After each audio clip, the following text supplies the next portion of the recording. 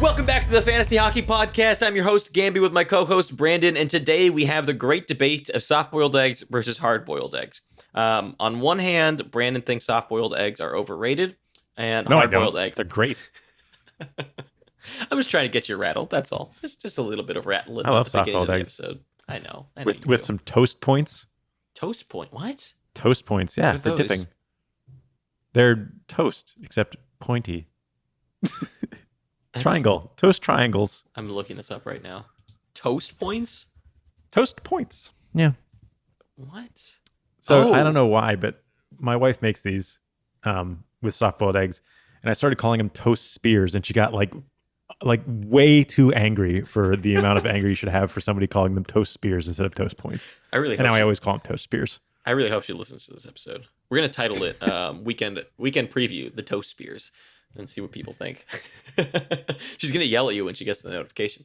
Okay, so let's move on to the episode. So we start off as always on the weekend preview with 10 takes, and so my first one here is going to be about the Columbus Blue Jackets and a question on Elvis Merzlikins. Is he worth a pickup? Kind of. It depends on the league. I don't know what's going on. The funny thing is my first take is also about Columbus, but let's talk about Merzlikins first. He's going to be a volume starter because they don't really have much of another option, so that is appealing.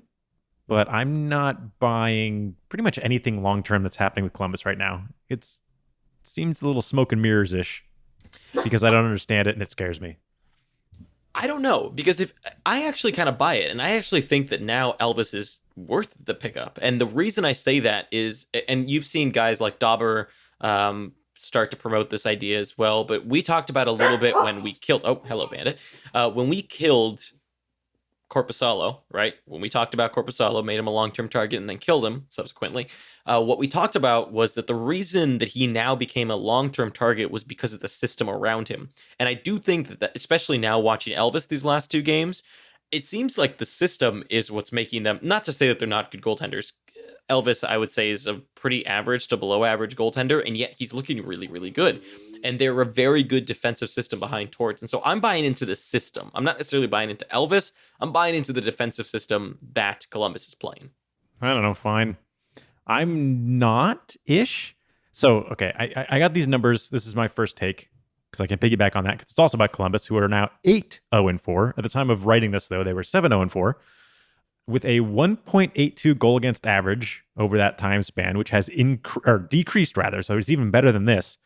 The next best in the league is St. Louis at 2.4 in the same time span. Like, the amount better that they're doing from a defensive perspective than anybody else in the league is like such a huge margin. It's just ridiculous. So that's what's making me be like, okay, it's not like they're winning by, a lot of offensive support. They're winning by this defensive stalwart game that's not sustainable. Even the best defensive teams aren't putting up these types of goal against averages. So, I mean, I actually do. I agree with you in that I do believe that Columbus is a pretty decent defensive team. I don't agree with anybody that would say they're a good offensive team, but I don't think that they're going to be putting up league best by wide margin numbers for the rest of the season. So I think when the chips are down and when everything starts to level out, we're going to see Merzlikins be like, he's going to be like, That's what I expect. Sure. How do we put that into a spreadsheet? I don't know, but there's your take on Elvis Merzlikins. A lot of U's and H's. My next one here. Okay, I wrote this before the San Jose Sharks versus Pittsburgh game, which is when we're recording this, or just ended. I wrote word for word, I think it's official, we can say the Sharks suck now because they'd gotten shut out by the Detroit Red Wings. And I think if you get shut out by the Detroit Red Wings this season, you suck. End of story. I don't even care if you go on to win the Stanley Cup, you suck. But then they came back and beat the Pittsburgh Penguins in a very good 3-2 win. I don't know who the Sharks are. They make absolutely no sense. Seems like Brett Burns is kind of sort of back. Sort of. I don't know. Again, he's getting a lot more minutes. Remember, the story of the San Jose Sharks this whole season is they're back.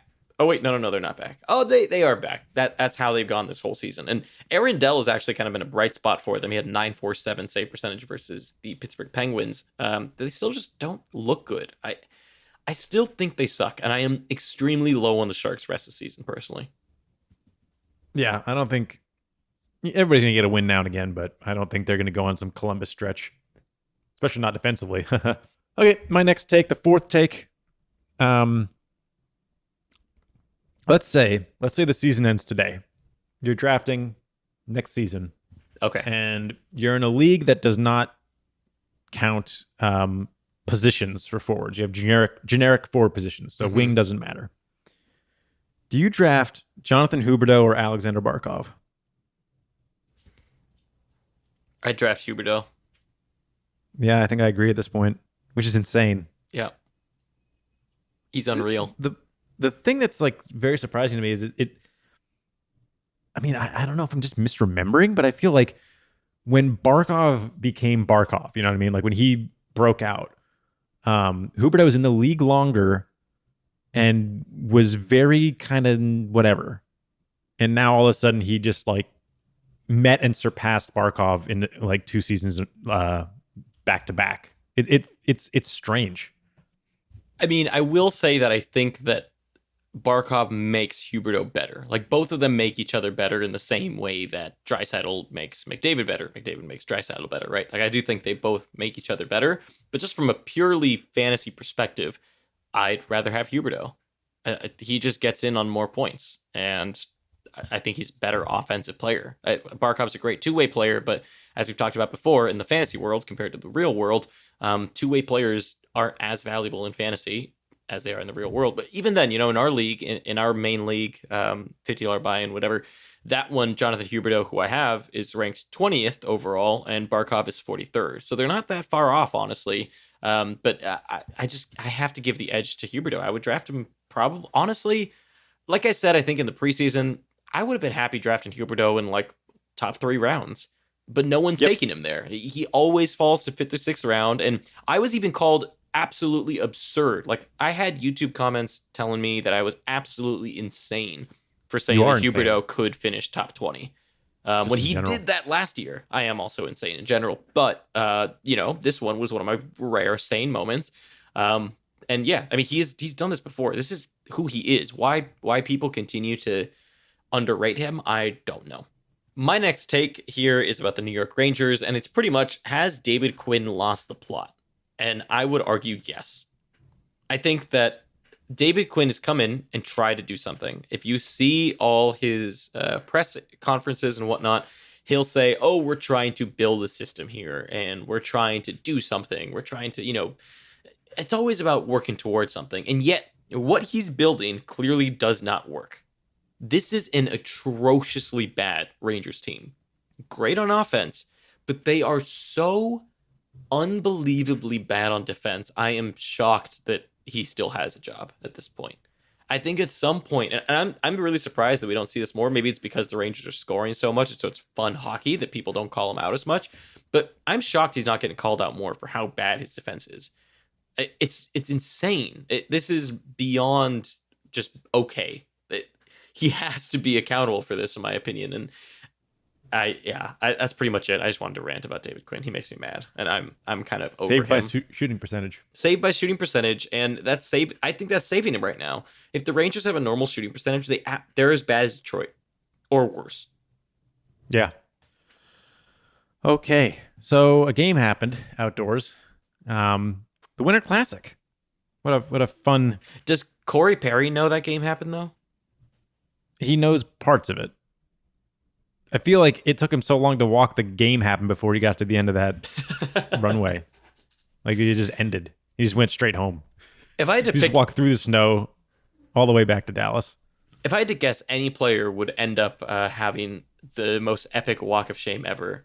I think I'd either go with Sean Avery or Corey Perry. Yeah. I wouldn't have thought it would be from an elbow though. Like if I'm thinking Corey Perry's going to get thrown out, I feel like it'd be for like stupid hijinks or something these days. It just always makes me think of the Alexander Semin stick steal, which was so good. I don't know how long that was ago, but yeah. Anyway, the hit, clearly not good. Probably suspension coming. I don't know what else they're going to do about that, but I mean, the upside is it seems like it's not going to be a long-term injury for Ellis, thankfully. At least that's the initial report, but still The game was deserved the walk of fantastic shame. though. That was Yeah. I think that was like a top 3 outdoor game I've ever watched. The lighting was fantastic. I loved the pig races going on around the arena. There was one pig called Porcarine. There was a Gabriel Oh my Landis God. hog. It was it was pretty fantastic. They would like televise these pig races. It was great. I think all around it was great television. I'd say a top 3 in my opinion of like how Oh, great I it really was. like the Stadium Series Flyers Pittsburgh last year. Because you were at With it. Oh well, yeah, but it also was we were leaving. We were like, oh, we could beat the crowd because this isn't going to change. And then all of a sudden the game's tied and Philly wins. It was like, what? The only one I went to the Anaheim Ducks versus LA Kings one of the original Stadium Series games. I got to go to that one, and that one was really fun as well. That one had great sightlines. It was at Dodger Stadium, and that one was pretty cool. Yep. Okay, so my next take here, Shea Theodore. He's really turned a corner, and I think if you didn't get him already, you've missed the boat. I love it. I Love don't to hear think it. you're gonna be able to buy Shea Theodore at a good price anymore. Love to hear it. Yeah. So pretty What a much guy. Shea Theodore is back, and you're also not going to get him. I'm sorry. And I wouldn't necessarily try to target him because I think right now people are going to be thinking exactly what you're thinking. It's both of you are. I don't think someone is going to come to terms with a Shea Theodore trade at the moment because one side is like, oh, he's crushing it. We have to fleece.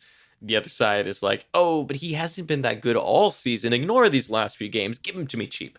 I would just kind of wait on it either way. He punched people He did. He in his punched last people. game. That's all it took. He got himself an old puncher penalty.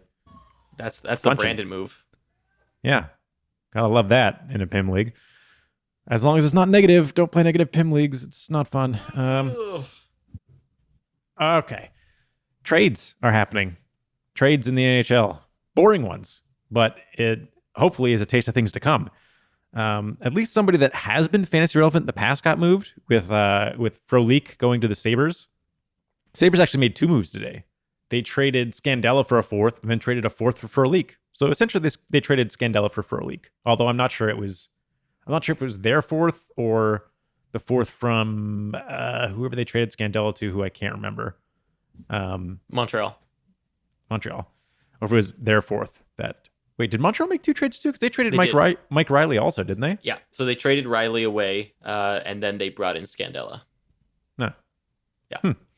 Well, Frolik is not super interesting, I don't think. There's a with the core that they have going on in Buffalo, there's a decent chance that Frolik winds up top 6 possibly, just because there's I don't know. I mean, who do they have top 6 right now? Skinner's out, so that gives you right now it's VC and Sherry as their wingers on the second line. There's room. So I'm not going to say anything about fantasy relevance because I don't think there will be any, but at least there seems to be some sort of an avenue for him at there. Better than Calgary anyway. I mean, yeah, Calgary right now is oof. They are burning up in hell.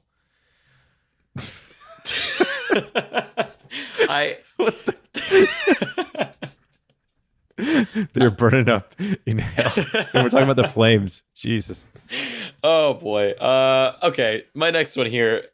My last one actually too is I'm actually shocked that speaking of burning up, I'm shocked that my Alex Killorn take didn't blow up in my face. It actually wasn't as bad as I thought. And the things, if you go back and listen to that episode to when I said maybe Killorn is this year's Braden Point for the Lightning, I mentioned a specific thing. It wasn't just this player is good and he's going to be Braden Point. It was specific things that are very similar to what Braden Point did last year, and he's continuing to do that. It's a mixture of high shooting percentage. Over the last 30 days, Alex Killorn has a 23% shooting, 37% over the last 7 days.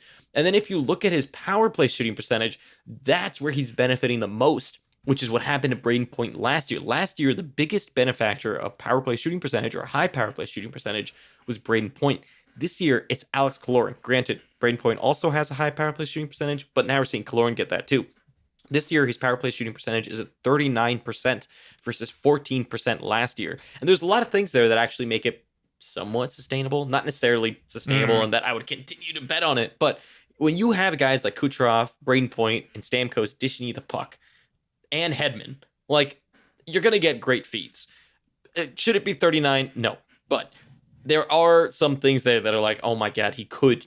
This is one of those power plays where, like, yeah, someone could be unsustainable here, and I totally believe it. But yeah, it's kind of crazy that his my take on Alex Killorn is not cooled off, and I kind of hope it doesn't, since I picked him up in 2 leagues. I don't know. I have some weird personal vendetta against Killorn. Yeah. He's just one of those players. He's like Keller. Like, I just don't want him to succeed, and I don't know why. It's because I said something at nice this point, about him. I'm betting on Killorn as well, but yeah, I don't know. I just don't want it to happen. Sorry, Killorn. I don't know. I don't know why I feel this way. I don't know what you did. Probably nothing, but maybe I picked you up 3 years ago for a streamer spot, and you gave me goose eggs, and I just remembered it somehow. Please tell me your next point is about Gusev. You can't just use that line and not go. Fine. Gusev? Oh, yeah. I didn't mean to do that, but here we are.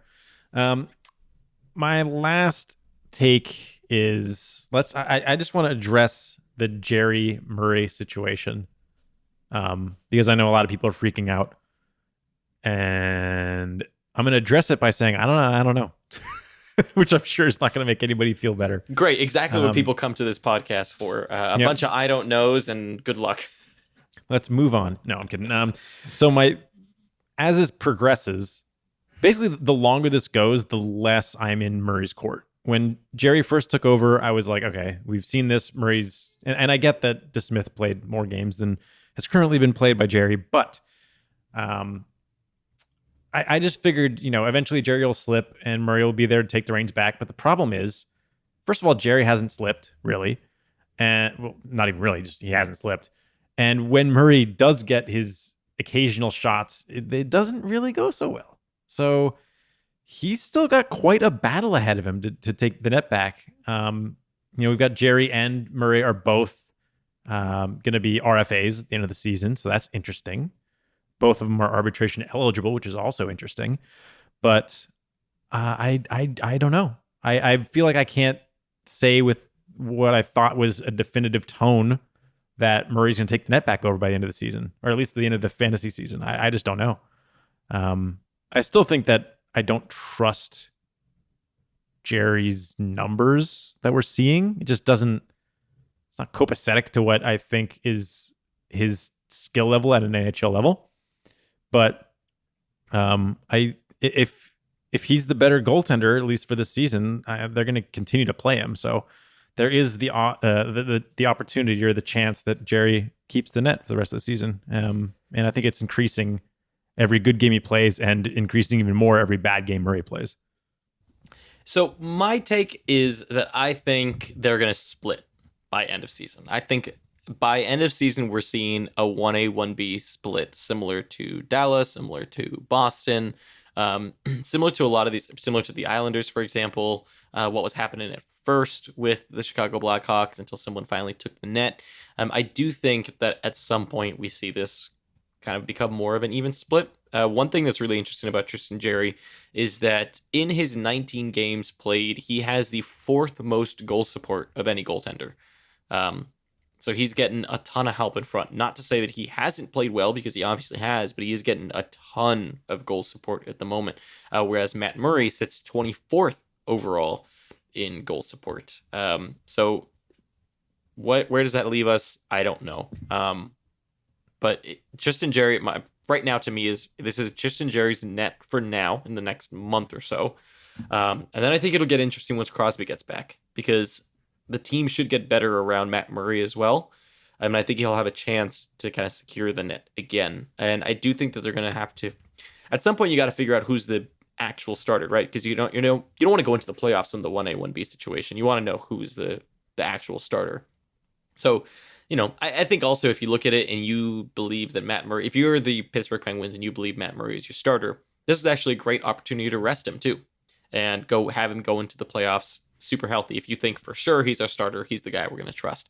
But Tristan Jarry's been fantastic, and the fact that they're so similar in age makes all of this extremely, extremely interesting, because I could totally see a scenario where Tristan Jarry asks for less money than Matt Murray because Matt Murray has the cups on his record, and they let Matt Murray go and keep Tristan Jarry. Yeah. I mean, regardless, it's going to be beneficial for Murray to stop getting put through a wall every time he's in net. Yes. It's also, I mean, honestly, if you're the Pens, though, this is the best scenario you could dream of.